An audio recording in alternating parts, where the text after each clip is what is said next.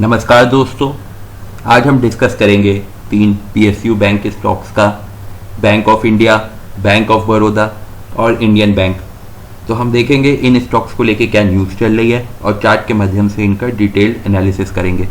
इन stocks पे चर्चा शुरू करने से पहले मैं आपको बताना चाहता हूँ कि इंट्राडे ट्रेडिंग के लिए हमारा टेलीग्राम चैनल है, लिंक डिस्क्रिप्शन बॉक्स में है, आप उसे ज़रूर ज्वाइन करिए। वहाँ पर हम एडवांस्ड एनालिसिस के बाद कॉल्स प्रोवाइड करते हैं। साथ ही दोस्तों, आपको ये भी ध्यान में रखना है कि आप जो भी इन्वेस्टमेंट करते हैं वो रिस्क के अधीन होती है, तो इसलिए अपने फाइनेंशियल एडवाइज़र से ज़रूर कंसल्ट कीजिए। और हमारे वीडियोस केवल एजुकेशनल पर्पस के लिए होते हैं, ये किसी भी तरह से ट्रेड रिकमेंडेशन नहीं है। आइए दोस्तों, अब हम न्यूज़ को देखते हैं। तो 2 हफ्ता पहले करीब न्यूज़ आई थी कि गवर्नमेंट इनको प्राइवेटाइज करेगी, उसका पूरा रोड मैप बनाएगी। उसके बाद क्या हुआ था कि जैसे ये न्यूज़ आई थी, पीएसयू बैंक्स में बहुत ही गजब की रैली आई थी, 10-10, 15-15% तक स्टॉक भागे भी थे। बट उसके बाद फिर कोविड की न्यूज़ आने लगी, तो हुआ कि इनके एनपीएस और वो सब फिर से बढ़ेंगे, तो इसकी वजह से ये सारे स्टॉक्स में फिर से हमें गिरावट देखने को मिली है।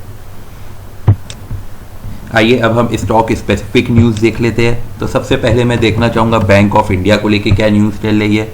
तो बैंक ऑफ इंडिया और पंजाब एंड सिंध बैंक, अगर आप गोल्ड लोन लेते हैं तो उसमें काफ़ी अच्छे इंटरेस्ट रेट पे अभी ये लोग दे रहे हैं। तो यहाँ पे देखेंगे 7% के आसपास के इंटरेस्ट रेट से इसमें स्टार्ट होती है, जिसमें कि पंजाब एंड सिंध बैंक और बैंक ऑफ इंडिया 7.35% में दे रहे हैं। बल्कि नॉर्मली जैसे आईआईएफएल हो गया है, एनबीएफसी में वो लोएस्ट रेट पे दे रहे हैं, बट उनका भी 9.24% है।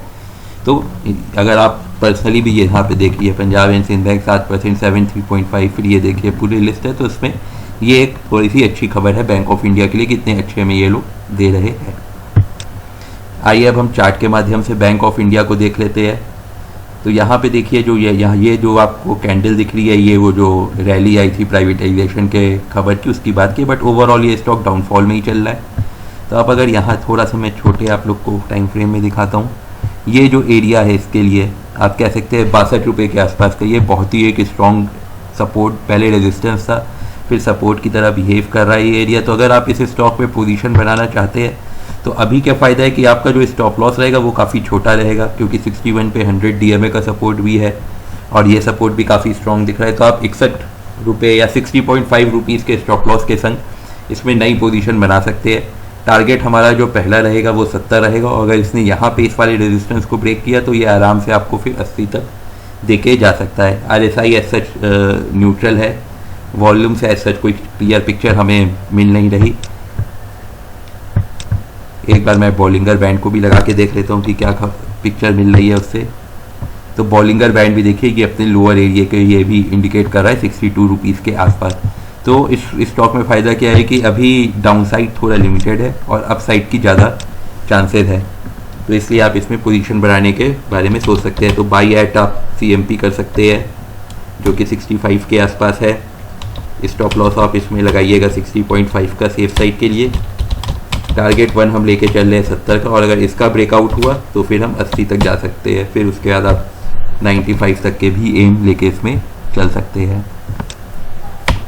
तो ये थी दोस्तों मेरी एनालिसिस बैंक ऑफ इंडिया को लेके। अब देख लेते हैं इंडियन बैंक को लेके क्या न्यूज़ चल रही है। तो इंडियन बैंक आजकल काफ़ी एक्टिव चल रहा है न्यूज़ में।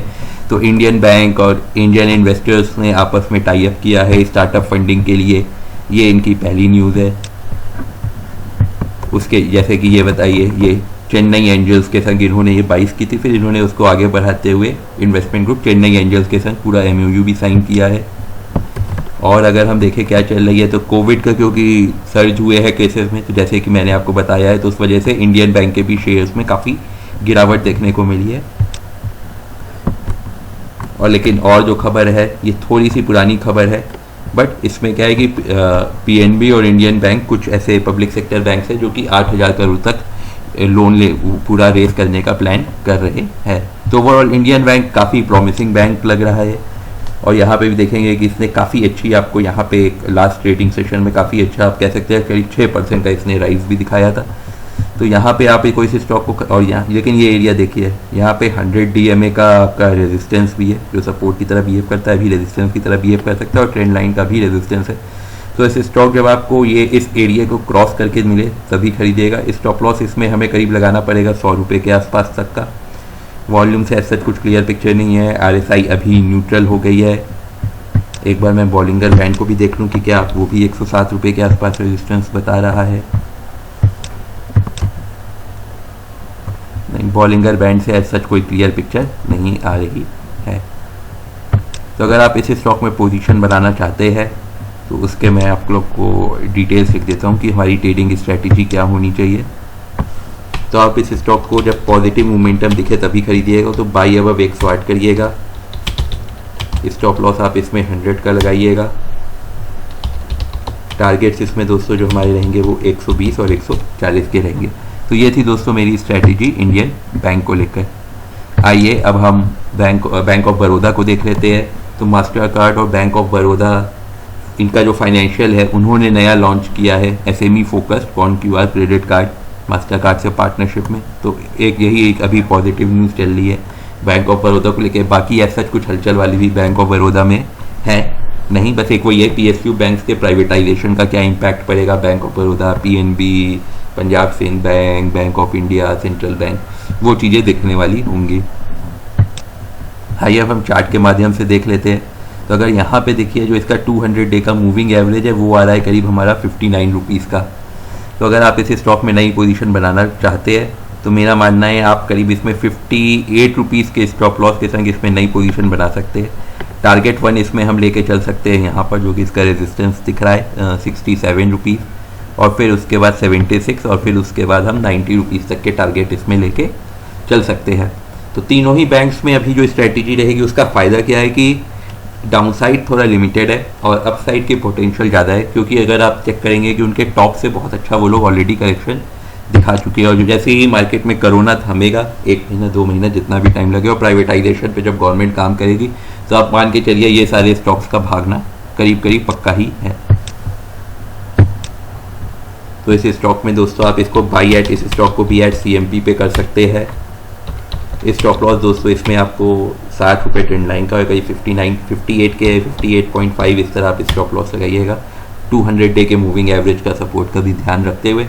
और टारगेट्स दोस्तों जो इसमें हमारे रहेंगे, पहला टारगेट 67 का रहेगा, दूसरा टारगेट आप करीब 78 का रख सकते हैं, और तीसरा टारगेट करीब हम इसमें 90 रुपये का लेके चल रहे हैं।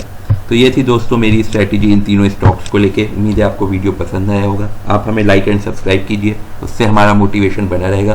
साथ ही आप हमें टेलीग्राम, ट्विटर, फेसबुक पर फॉलो कर सकते हैं। द ट्रेडिंग बुल्स के नाम से हमारा पेज है। आपके मन में जो भी विचार हो दोस्तों आप कमेंट सेक्शन में लिखिए, हम जल्द से जल्द उस पर रिप्लाई करेंगे। धन्यवाद दोस्तों।